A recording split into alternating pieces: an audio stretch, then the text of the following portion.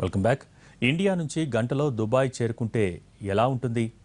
Delhi to Singapore journey just 2 hours అయితే ఎంత బాగుంటుంది? ఫ్లైట్లో చిన్నపాటి కునుకు తీసేలోపే అమెరికా దాటి బ్రిటన్లో వాలిపోతే సూపర్ సానిక్ విమానంతో అదిప్పుడు సాధ్యమే.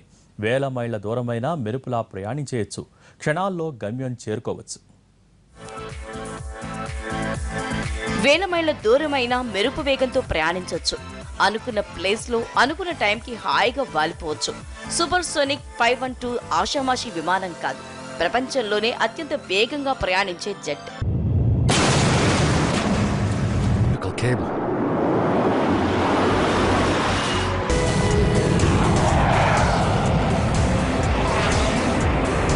She flies, Concorde flies.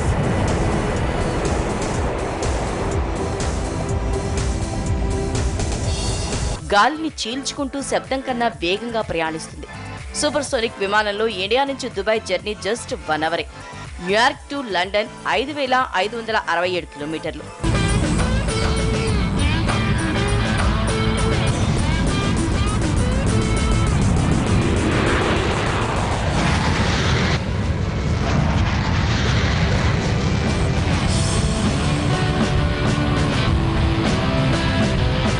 మామూలు ఫ్లైట్ లో గంటకు 900 కిలోమీటర్లు తగ్గకుండా నాన్ స్టాప్ గా వెళ్లినా 6 గంటల పైనే పడుతుంది. అదే న్యూయార్క్ లో సూపర్ సోనిక్ జెట్ ఎక్కి కూర్చుంటే 3 గంటల్లో లండన్ థేమ్స్ రివర్ కళ్ల ముందు ప్రత్యక్షం అవుతుంది.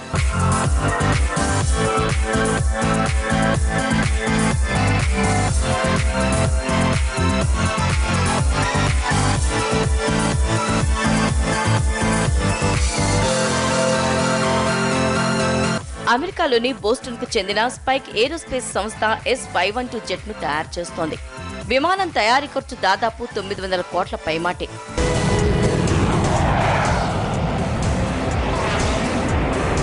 She flies, Concorde flies.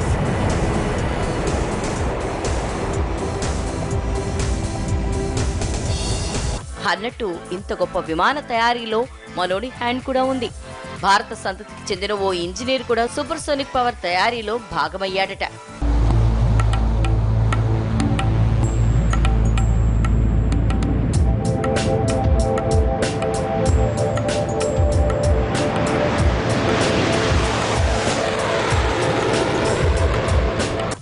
విమానానికి అమర్చిన డెల్టా రెక్కలతో ఇంతటి వేగం సాధ్యమైంది. ఇందులోని 2 hybrid engines అత్యాధునికమైనవి.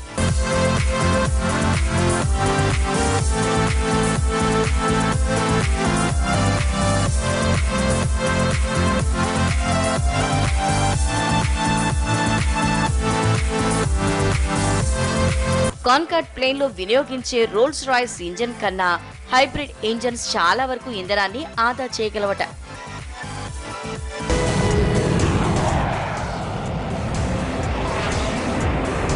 She flies, Concorde flies. ఇంతటి వేగం, అత్యాధునికం, అత్యంత సౌకర్యవంతం ఇది మామూలు ప్రయాణికులకు సాధ్యమేనా?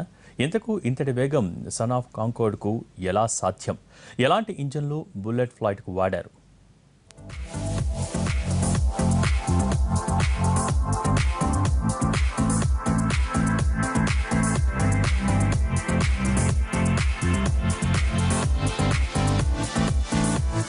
కాంకోర్డ్ న్యూ వెర్షన్ విమానం పొడవు 174 అడుగులు, రెక్కల పొడవు 89 అడుగులు, ఎత్తు 38 అడుగులు ఉంటుంది. ఇందులో అత్యాధునికమైన రోల్స్ రాయ్స్ ఇంజన్లు వాడారు. సన్ కాంకోర్డ్ సూపర్ సోనిక్ విమానానికి వెనక భాగంలో ఓ రాకెట్ ఇంజన్ ఉంటుంది. ముందు భాగంలో టర్బోజెట్స్ ఉంటాయి.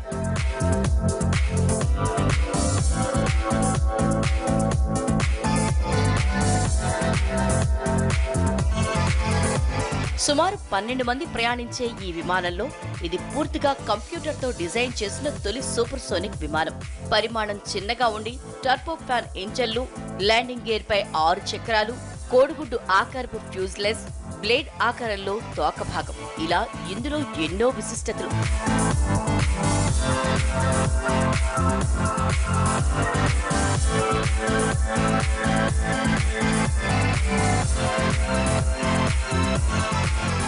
దీని కొత్త ట్విన్ జెట్ రూపకల్పన గత వాణిజ్య జెట్ విమానాల కంటే విభిన్నమైంది. విమానం టేకాఫ్ సమయంలో దానిలో అమర్చిన చిన్న సైజ్ రాకెట్లు ఇంధనాన్ని మండిస్తారు. ఇలా మండించడం ద్వారా దీని వేగం రెట్టింపు అవుతుంది. కొద్ది దూరం ప్రయాణించగానే చిన్న సైజుతో తక్కువ బరువుతో ఉండే స్క్రామ్ జెట్ ఇంజన్లు ఆఫ్ అవుతాయి. దీంతో విమానానికి ఇంకొక శక్తి లభించి వేగం పుంజుకుంటుంది.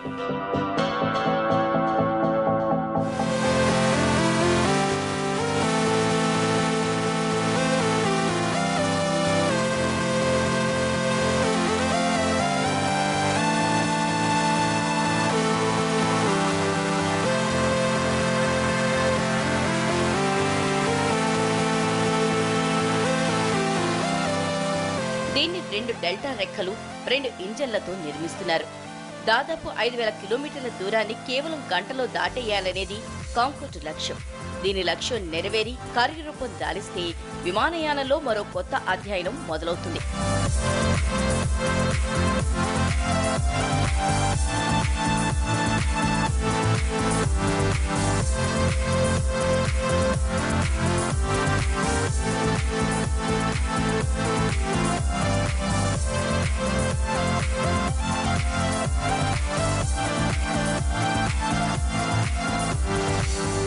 రోల్స్ రాయల్స్ ఒలంపస్ ఇంజన్తో తయారు చేస్తున్న ఈ విమానం 60,000 అడుగుల ఎత్తు ఎగరగలుగుతుంది. మరోవైపు దీన్ని మించిన వేగవంతమైన విమానాన్ని కెనడాకు చెందిన ఓ శాస్త్రవేత్త రూపొందిస్తున్నాడు. దీని పేరు స్క్రీమర్. ఈ విమానం ఎక్కితే గంటన్నరలో 12,000 కిలోమీటర్లు చుట్టేయొచ్చుట. A realistic chance that in the next 15-20 years such a project comes alive again in a supersonic way, whether it's this aircraft or a similar aircraft. Airbus is the innovative company who could make this happen.